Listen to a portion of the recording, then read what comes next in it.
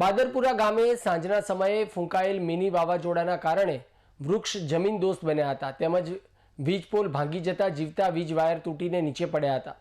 જીવતા વીજ વાયર રહેણાંક વિસ્તારમાં તૂટીને પડતા લોકો વીજ કરંટના ભયમાં મુકાયા હતા અને તાત્કાલિક વીજ પ્રવાહ બંધ કરવા સરપંચને રજૂઆત કરી હતી।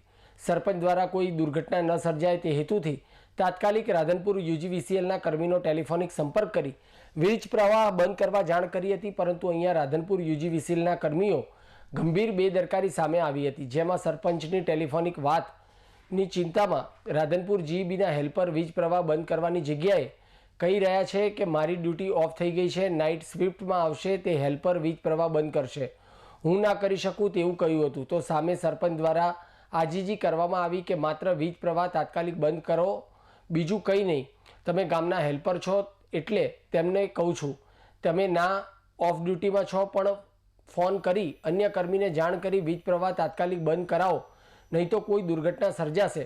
પરંતુ રાધનપુર યુજીવીસીએલના કર્મીઓ કલાકો સુધી વીજ પુરવઠો બંધ ન કર્યો અને એકબીજા પર ખો આપી સરપંચને ગલ્લા તલ્લા આપ્યા અને આખરે 2 કલાક બાદ વીજ પુરવઠો બંધ કરવામાં આવ્યો હતો। બાદરપુર ગામે જીવતો વીજ વાયર તૂટીને નીચે પડેલ હતો, ત્યારે વરસાદના કારણે જમીન પણ ભેજવાળી હતી। આ દરમિયાન કોઈ પશુ કે માનવને વીજ કરંટ લાગી દુર્ઘટના સર્જાઈ હોત તો જવાબદારી કોની? ત્યારે રાધનપુર યુજીવીસીએલને કર્મચારીઓની ઘોર બેદરકારીના કારણે બાદરપુરા ગામમાં લોકોમાં ભારે રોષ જોવા મળી રહ્યો છે। વાવાઝોડું વરસાદ આવ્યો એમાં તો આંબલા ને લીમડાનો કરંટ ભેગો થયો ને તો એકદમ શોર્ટ માર્યો તો સાહેબ બધાય ઘરમાં પૂરાઈ ગયા।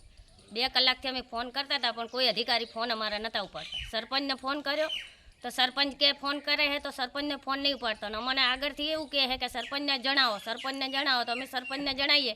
સરપંચ તો કહે છે કે હમલો ફોન નહીં ઉપાડતો, તો અમારે સાહેબ જીવવાનું કેવી રીતે? કરંટ અમારે બહુ જ આવતો હતો વાડાની અંદર, 1 કલાક લાઇટ બંધ જ નહોતા કરતા, ચાલુ રહેતી હતી।